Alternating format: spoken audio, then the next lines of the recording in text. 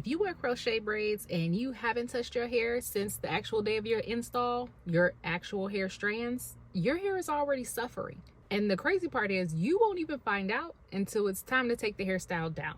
Most people, when they get their crochets done, they really like how it looks. They make sure that they got everything good with the actual hair.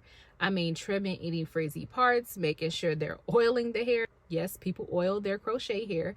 They even spray it to hydrate it. So whole time you're actually taking care of the actual synthetic hair, the crochet hair that you put in, instead of your actual hair, which means your actual hair under there is getting drier by the day because all you've been doing is spraying the scalp, not the actual braid. And that's if you're one of those people, because most people, they're oiling their scalp instead of spraying it. So let's go ahead and figure out how to actually do this right so that way you can benefit while you're in your crochet style. So yes, you can go through and trim off anything that's needed for your crochet, but you want to make sure that you are taking care of your actual hair.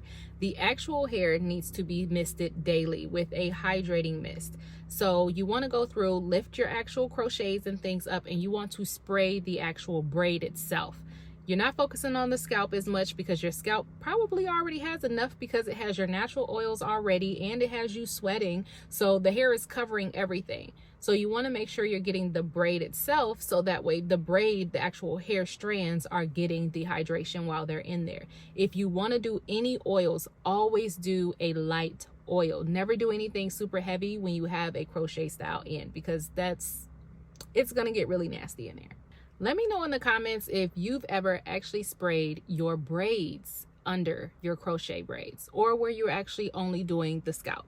Most people focus really on the scalp. So let me know which one you was. Were you a scalp one, or were you the hair strands one? Let me know down in the comments.